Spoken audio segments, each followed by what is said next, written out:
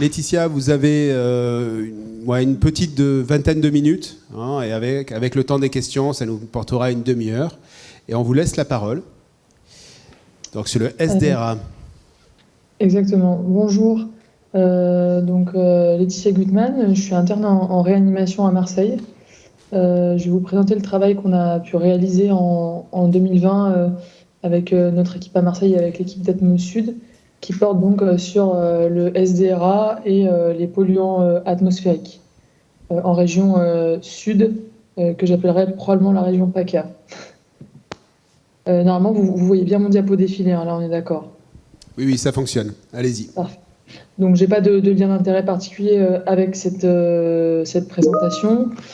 En termes de plan, on va rapidement introduire le sujet, entre autres détailler ce qu'est le SDRA. Puis on parlera de notre étude de cohorte rétrospective, qui a été réalisée entre 2016 et 2018 en région PACA.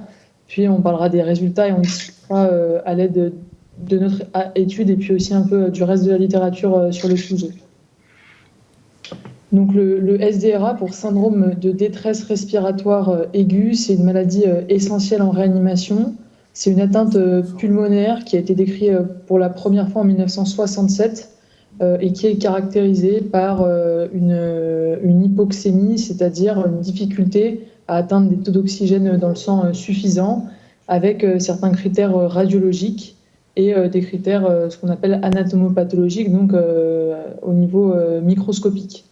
Ce SDRA, c'est donc un œdème du poumon qui n'est pas lié à un problème cardiaque et il peut être déclenché par tout un ensemble d'agressions systémiques au rang desquelles les plus fréquents ce sont les pneumopathies infectieuses potentiellement, le sepsis, c'est-à-dire les infections systémiques qui ne sont pas forcément liées à une infection pulmonaire, et les traumatismes sévères, donc les accidentés de la route, les défenestrations par exemple.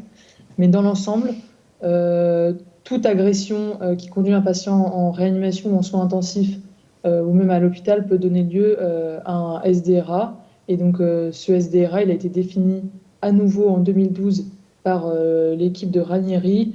Et donc c'était les critères de Berlin qui sont indiqués juste là en dessous. Pourquoi est-ce qu'on parle du SDRA en réanimation et que c'est un sujet assez central ? Donc on en a beaucoup parlé, entre autres, avec la pandémie Covid, puisque le mode d'entrée des patients atteints de coronavirus à l'hôpital puis en réanimation, c'est un mode sur le versant du SDRA, donc le Covid-19 crée du SDRA. Donc là, on a une photo de la pression de soins qui peut être nécessaire chez ce genre de malade, avec des patients pris en charge en réanimation, avec un ensemble de thérapeutiques à mettre en place très intense. Et finalement, le SDRA, en dehors de la période de Covid, c'est quand même une problématique tout à fait centrale, puisqu'il y a une étude qui a été réalisée récemment en 2016 sur l'épidémiologie de cette maladie, et il retrouvait que dans l'ensemble des patients de réanimation, on avait 10% des patients qui étaient atteints de SDRA, que chez nos patients qui sont ventilés, c'est-à-dire intubés avec un respirateur pour les faire respirer, ça représentait 25% des patients qui présentaient un SDRA. Et enfin, au-delà d'être une maladie fréquente, c'est aussi une maladie très grave, puisque entre l'étude dont on a parlé juste avant de LungSafe et une dernière étude qui a été réalisée par Laurent Papazian dans les années 2020, on estime que le décès lié au SDRA hospitalier, il est pour nos patients de entre 40 et 50%, ce qui finit de nous convaincre que c'est quand même une problématique tout à fait centrale, à la fois de santé publique et à la fois dans le champ spécifique de la réanimation. Pour les polluants atmosphériques, donc certains sont plus au courant que moi, mais ici j'ai reproduit le rapport CITEPA de juillet 2021 qui montre entre autres les différentes sources d'émissions des polluants en fonction des activités productrices. Donc moi j'ai sélectionné uniquement les polluants qu'on a étudiés dans notre étude, c'est-à-dire les particules fines de moins de 2,5 microns et de moins de 10 microns. Donc ce sont des particules suspendues dans l'atmosphère sous forme gazeuse ou solide, le dioxyde d'azote et l'ozone. L'ozone est donc un polluant secondaire, c'est-à-dire qu'il résulte entre l'interaction d'autres polluants et des radiations solaires, raison pour laquelle on entend surtout parler l'été, et qui n'apparaît pas ici dans les activités directement productrices puisque c'est mal quantifiable. On sait que tous ces polluants atmosphériques, vous en avez déjà parlé, je pense, ce matin, mais ils sont responsables d'une mortalité propre, à la fois toute cause, à la fois respiratoire et à la fois cardiovasculaire. Donc on a réalisé une étude rétrospective, c'est-à-dire a posteriori, on a inclus tous les patients majeurs qui présentaient un SDRA selon les critères de Berlin dont on a parlé tout à l'heure, entre l'année 2016 et 2018 inclus, et on a récupéré toutes les données de la région PACA. On avait quelques critères d'exclusion. Les critères d'exclusion, c'était le fait de présenter un SDRA hors réanimation ou soins continus. Ça, on pouvait le voir en fonction du service qui cotait l'acte. Et pourquoi est-ce qu'on a réalisé ça? Parce que dans les critères de Berlin du SDRA, il y a quelques finesses qui font que poser un diagnostic de SDRA en dehors de la réanimation est probablement compliqué, puisqu'il manque certains paramètres liés au respirateur. On a aussi exclu les épisodes de SDRA récidivants, c'est-à-dire les patients qui ont présenté plusieurs SDRA sur la période. Dans ces cas-là, on a considéré uniquement le premier séjour. Pour ce qui est de la collecte de nos données, donc pour toutes les données patients, on a utilisé le PMSI, donc le programme de médicalisation du système de l'information. Donc c'est une base de données nationale qui schématiquement permet en fait aux hôpitaux de coter leurs malades, donc d'être rémunérés. Il est régulièrement vérifié à l'aide d'un échantillon un peu aléatoire de vérification. Et dans ce PMSI, il y a donc un certain nombre de valeurs cliniques et hospitalières. On a donc pu récupérer entre autres l'âge, le sexe, les antécédents d'hospitalisation sur l'année précédente, certains critères de gravité, la présence de comorbidité, donc d'autres antécédents, la source du lieu d'admission, le type d'hôpital et les codes postaux des patients hospitalisés. On a aussi dans ce PMSI normalement la mortalité au 90e jour. On a aussi récupéré grâce à l'INSEE un ensemble de données sociales, donc le facteur de déprivation sociale qui est un indicateur en fonction du lieu d'habitation du niveau de déprivation sociale d'un lieu et certains codes géographiques. Pour ce qui est de données de pollution, donc on a récupéré les expositions aux particules fines 2, 5, 10, au dioxyde d'azote et à l'ozone sur les 1, 2 et 3 ans précédents chacun des séjours. Et ça nous a été fourni par donc, le laboratoire Atmosud. On avait deux principaux axes de travail. Donc l'axe de travail principal, donc le critère de jugement principal, c'était l'incidence du SDRA en fonction du niveau d'exposition aux polluants atmosphériques. Et le critère de jugement secondaire, c'était la mortalité en fonction toujours chez les patients victimes de SDRA de l'exposition aux polluants atmosphériques.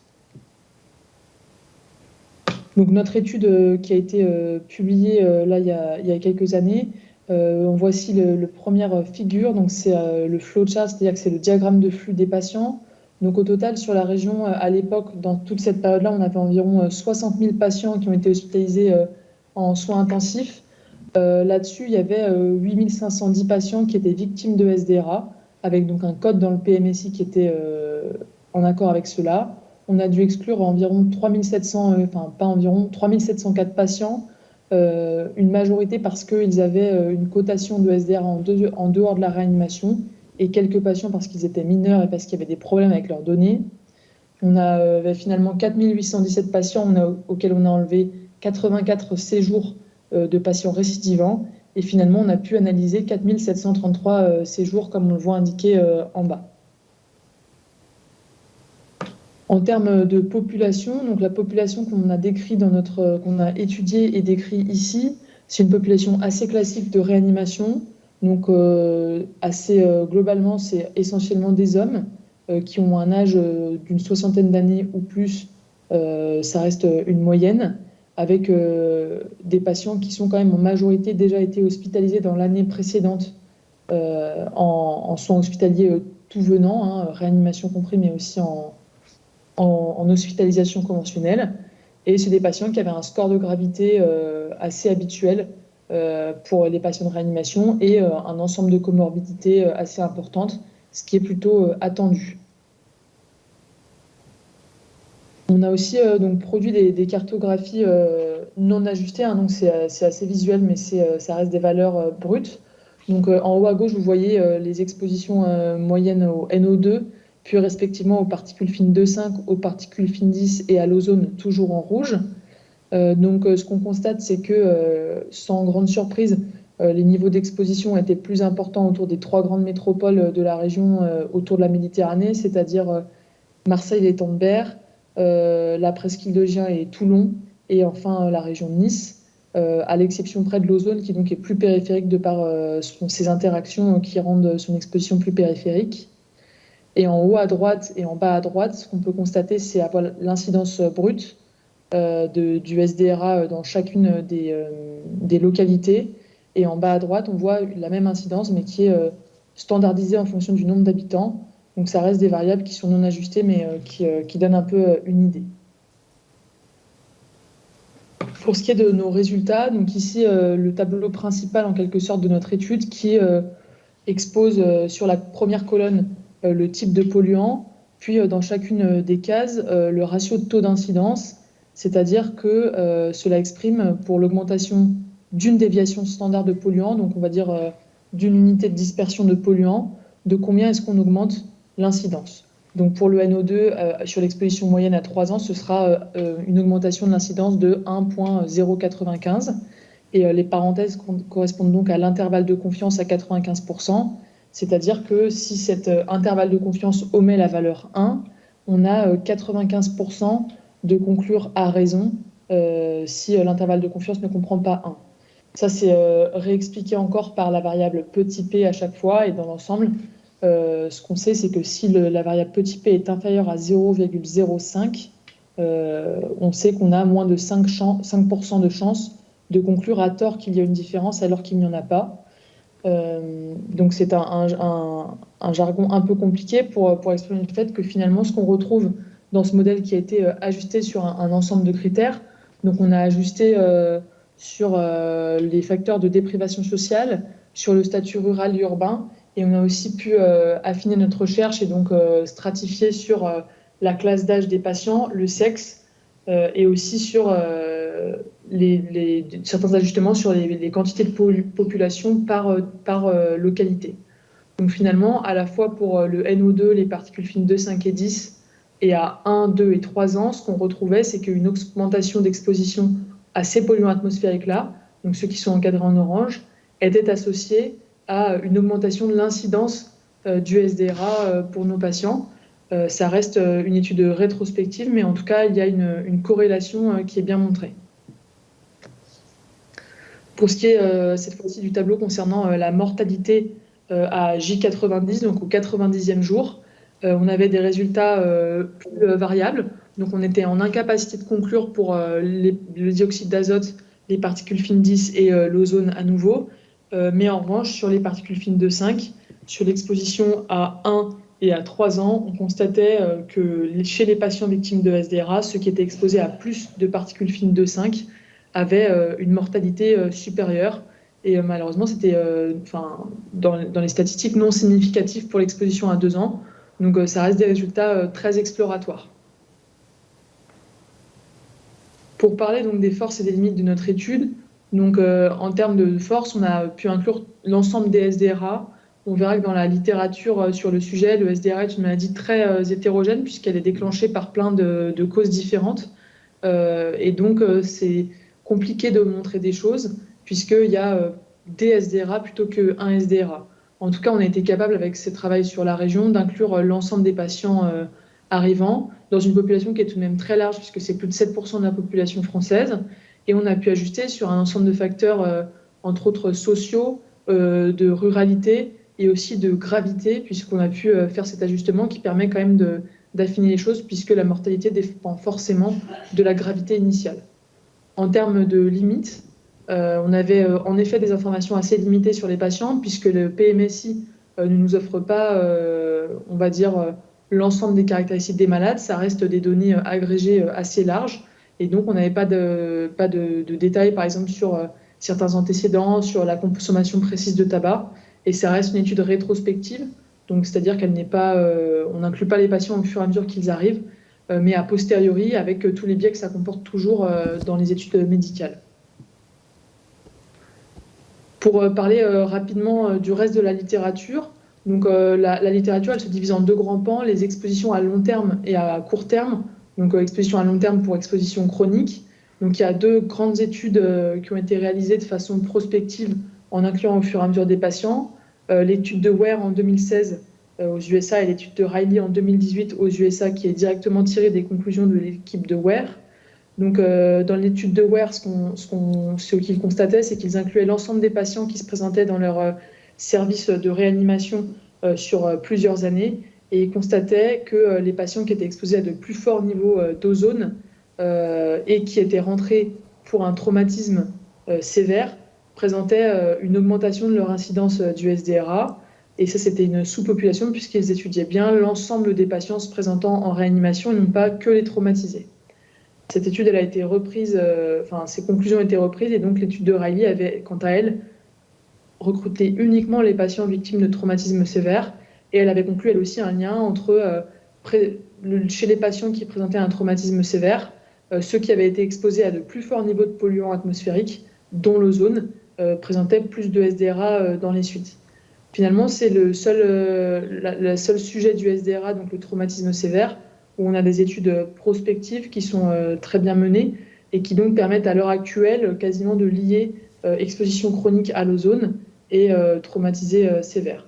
Les autres études sur le sujet, c'est celle dont on vient de parler. Il y a aussi une étude de Rie, toujours aux USA en 2019, qui, chez le sujet âgé, retrouvait une corrélation entre une incidence de SDRA supérieure chez les gens qui se présentaient pour une infection et qui développaient plus de SDRA lorsqu'ils avaient été exposés à plus de particules fines. Pour ce qui est de l'exposition aiguë aux polluants atmosphériques, donc sur les quelques jours qui précèdent, sachant que dans la littérature, il n'y a pas de normes, donc l'exposition chronique, on considère qu'elle est chronique entre 6 mois et 5 ans dans les papiers qu'on a sur le sujet, mais il n'y a pas de limite bien définie. Et donc pour l'exposition aiguë, finalement, ça va entre 1 semaine et 3 jours. Et donc, on a l'étude de Riley qui, elle, regardait l'incidence du SDRA dans différentes villes et qui ne retrouvait pas de lien entre exposition aiguë au SDRA aux polluants et développement d'un SDRA. Et enfin, l'étude de Lin qui, cette fois-ci, a lieu à Guangzhou, en Chine. Et ce qui est très, très intéressant à ce niveau-là, c'est qu'en fait, le taux d'exposition sur les jours précédents n'est pas du tout comparable, avec des niveaux qui sont quasiment 5 fois supérieurs. Et eux, en effet, ils retrouvent, lors de leurs pics de pollution locaux, dans les suites, un afflux de patients pour SDRA dans leur réanimation. Donc finalement, ça reste une littérature assez pauvre sur le sujet, qui aurait pour nécessité d'être un petit peu plus fouillée. Et pour conclure sur notre étude plus particulière, donc ce qu'on a montré finalement, c'est que dans une large population française, et une large région de la population française, l'exposition aux particules fines 2, 5, 10 et au dioxyde d'azote était associée à une incidence plus importante de SDRA, et que de même, l'exposition chronique à de plus forts niveaux de particules fines de 5 était associée en chronique à une plus grande mortalité chez les patients victimes de SDRA. Voilà, j'ai terminé pour ma présentation. Eh bien, écoutez, merci beaucoup. On vous applaudit. Alors, ce syndrome de détresse respiratoire aiguë, quelqu'un a-t-il une question ou une remarque? C'est vrai que sur le déjeuner, c'est toujours plus dur. Dans la salle, ça somnole un peu. Bon, dans l'équipe, il faut trouver une question. Est-ce qu'à distance, j'en ai?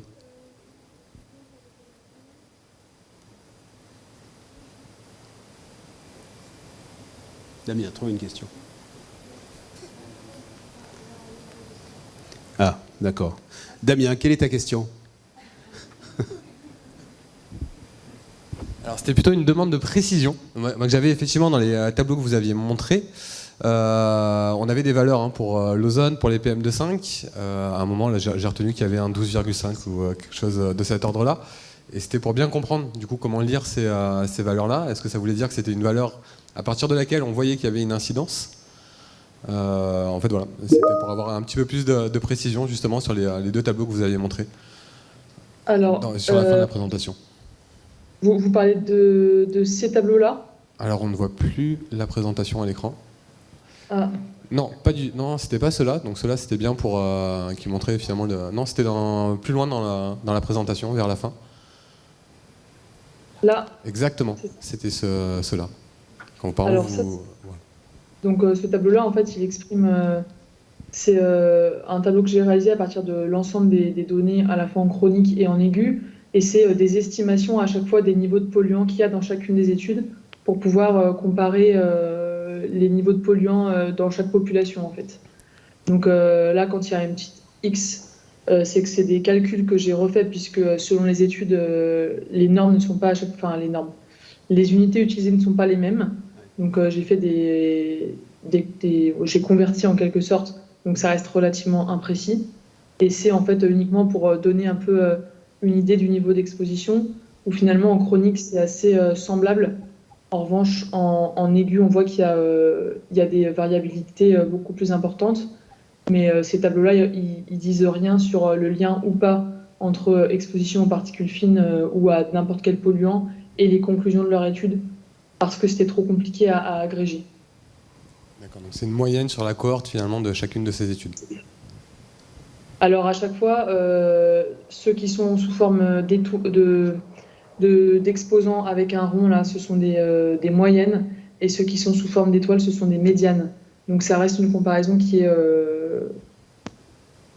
très approximative, mais c'était plus pour savoir un peu de quelle population et de quel niveau d'exposition on parlait, entre niveau ouest européen ou asiatique, qui ne sont pas du tout les mêmes.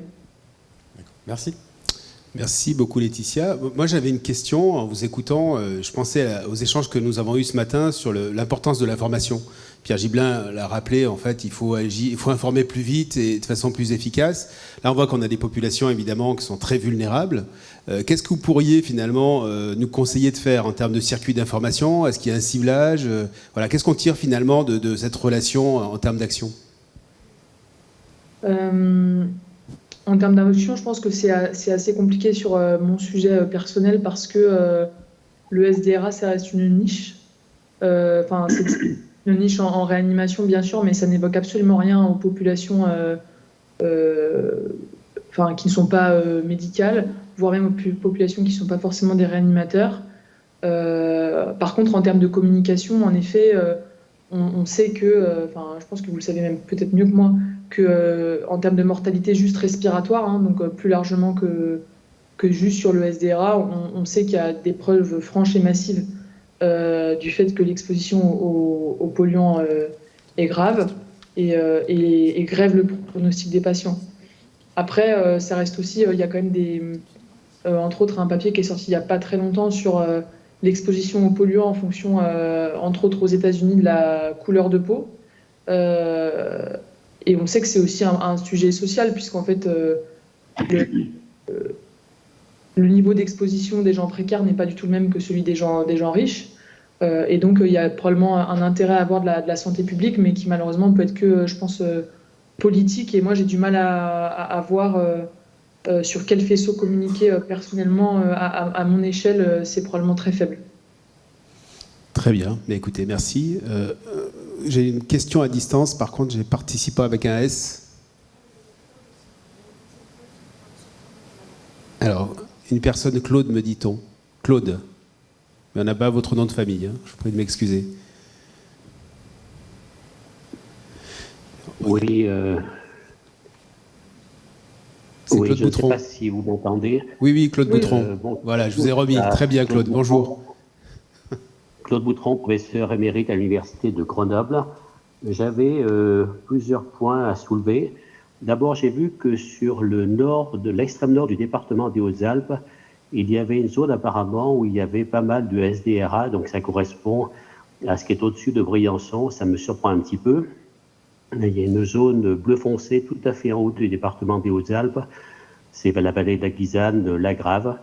Donc ça, c'était le premier point. Le deuxième point, c'est le fait que dans nos départements, notamment alpins, il y a énormément de résidences secondaires. Donc on peut avoir des personnes hospitalisées pour des SDRA, mais qui n'habitent pas du tout dans le même endroit, qui sont typiquement des personnes venant de Marseille et qui se trouvent en vacances dans les Hautes-Alpes. Donc là, comment prend-on en compte ce genre de choses? Et puis dernière chose, il n'est nullement question, là dans cette présentation ou dans les précédentes, de la composition chimique des particules. On parle seulement de particules supérieures à 2, 5 ou à 10, mais il n'est nullement question de la composition chimique de ces particules. Or, ce genre de choses doit quand même être important. Est-ce que vous pouvez commenter ces différents points? Merci. Oui, tout à fait. Alors, en ce qui concerne, donc nous, on s'était surtout posé la question pour la région de Digne-les-Bains, hein, qu'on voit là en plein milieu, mais qui est un peu la même problématique qu'en haut. Donc là, ça reste des valeurs non ajustées ici. Et surtout, en fait, notre unité statistique, c'était en fait le code, pas le code géographique, excusez-moi, Code postal. Le code postal. Et donc, de fait, il y a pu avoir, sur ces données-là, il y a une incrémentation de l'effet de l'incidence, parce qu'en fait, il y a très peu de SDRA dans ces régions, mais il y a beaucoup moins d'habitants. Et donc, l'incidence est calculée de façon beaucoup moins fine quand elle n'est pas ajustée sur, entre autres, l'offset et le log de la population. C'est comme ça qu'on avait expliqué ces SDRA très importants dans des zones qui finalement, en termes de valeur absolue, n'en ont pas beaucoup, et qui, quand on relisse et qu'on ajoute sur la pollution, l'incidence n'est pas forcément élevée. Pour la deuxième partie, sur les gens qui voyagent, donc, nous, on a pris le parti de prendre le code postal de chaque patient comme niveau d'exposition. Chaque patient avait un niveau d'exposition qui correspondait à la moyenne de son code postal. On sait que c'est une approximation même qui est relativement grossière, puisque au-delà du fait d'avoir une résidence secondaire, les gens ne restent pas toute la journée à la maison. S'ils se chauffent au bois de chauffage ou s'ils se chauffent à l'électrique, ils n'ont pas la même exposition aux particules fines non plus. Mais ça restait, entre guillemets, la meilleure façon d'estimer ça. On suppose que les gens ne font pas 3 heures de route tous les jours pour aller travailler et qu'ils ne vont pas à l'autre bout de la région, mais on n'en sait trop rien finalement. Et donc on sait que ça fait partie des biais importants de notre étude qui sont plus détaillés dans la partie, dans le papier qu'on a écrit. Ça, c'est pour les 2 premiers points. Et le dernier point, en effet, il n'y a pas de... Nous, on a utilisé les données agrégées d'Atmosud. En effet, on n'a pas de détails sur la composition de chacune des particules fines de 5 et 10. Moi, ce que j'avais retenu dans la littérature, c'est qu'en fait, les particules, plus précisément, étaient souvent bien plus étudiées dans les études de laboratoire ou dans les études de la faible effectif, mais que finalement, dans les études de population importantes, il y avait rarement, en effet, une estimation de, dans les particules fines de 5, qu'est-ce qu'on met finalement. Et il y a probablement une variabilité entre une région où tout le monde se chauffe au bois de chauffage et où il n'y a pas d'industrie, et la région d'à côté où il n'y a que de l'industrie et pas de bois de chauffage. Alors, je ne suis peut-être pas la plus compétente, mais il est probable que l'exposition ne soit pas la même aux exactes mêmes particules et que ça puisse avoir une incidence, ce qui complique encore le travail sur ces données-là. Bien, merci Laetitia. Alexandre. Oui, alors j'aurais un complément d'information par rapport à la question de Claude sur la composition chimique des particules. On a travaillé avec Atmora et l'Institut de géosciences et de l'environnement à Grenoble, notamment Jean-Luc Jaffrézot, sur la composition chimique des particules effectivement en zone alpine et aussi à Marseille, un peu partout dans la région PACA. Et en zone alpine, en fait, il sort quand même 2 secteurs d'activité importants qui sont le chauffage au bois et le trafic routier, hein, dans les zones où effectivement l'industrie n'est pas véritablement présente. Donc, dans les études qu'on a pu faire effectivement sur la spéciation des particules en milieu alpin, on a corroboré ce fait. Hein. Donc c'est quand même ces 2 secteurs qui ressortent habituellement. Et après, j'avais une question pour Laetitia. Est-ce que tu penses que on peut toute la méthodologie que tu as là, est-ce qu'on peut la faire tourner en fait pour compléter statistiquement le travail, sachant que effectivement nous on a d'autres données depuis qu'on peut te fournir. Et est-ce que toi, effectivement, de ton côté, tu aurais une complétude sur des données de cohortes qui peuvent s'implémenter? Est-ce qu'on peut refaire ce genre de travail pour avoir une puissance statistique encore plus importante? Est-ce que tu penses que c'est faisable? Oui. Je pense qu'en effet, on peut faire retourner ce même travail. Après, nos résultats, ils sont, je trouve, franchement très bien. Je pense que c'est tout à fait possible, mais c'est probablement pas le plus intéressant à réaliser, parce que finalement, ce qui manque cruellement dans le domaine, c'est des études prospectives en fait. Et finalement, sur des études rétrospectives, on a beaucoup de données. Là, sur ce genre de travail, pour moi, il y a deux grandes limites qu'on peut essayer de dépasser. C'est le fait qu'on n'a pas de données patients, puisqu'en fait, le fait de prendre un agrégat comme ça de données, ça fait un peu du big data en quelque sorte, mais finalement, on est incapable d'ajuster sur un certain nombre de facteurs parce que la cotation du PMSI n'est pas forcément optimale, et que à nouveau, on n'a que des moyennes sur plutôt un territoire que surtout sur le fait de se rapprocher vraiment de chacun des patients. Et l'avantage, on va dire, de travailler sur l'ensemble des SDRA, il est à la fois intéressant et à la fois dans la littérature, on a quand même l'impression que ce qui commence à se creuser, c'est que probablement que chaque étiologie de SDRA, nous en médecine, on parle de plus en plus de phénotypes de SDRA, c'est-à-dire qu'on considère que le SDRA, c'est une manifestation clinique qui en fait cache différents tableaux qui ne sont pas les mêmes, et que probablement que la médecine d'aujourd'hui, ce qu'elle voudrait, c'est essayer de différencier ces tableaux dans un tableau et différencier les choses pour traiter différemment. Mais de fait, en faisant ça comme ça, probablement qu'on va aussi trouver que chaque exposition à des polluants favorise peut-être une composante sans en favoriser une autre, et que finalement, comme souvent les travaux avec beaucoup de patients très larges, avec une inclusion très large, c'est très intéressant en santé publique.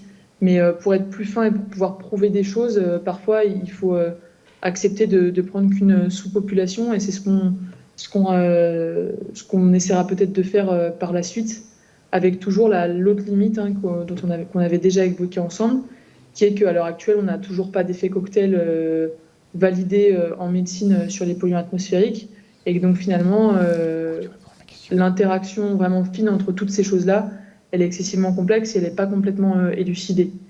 Très bien. Merci en tout cas. Merci beaucoup. Cette idée de segmentation, je ne sais pas si vous étiez avec nous ce matin, mais a déjà été abordée au moins 3 fois. Et donc je pense que vraiment c'est un message qui est ressorti très clairement. Merci Alexandre.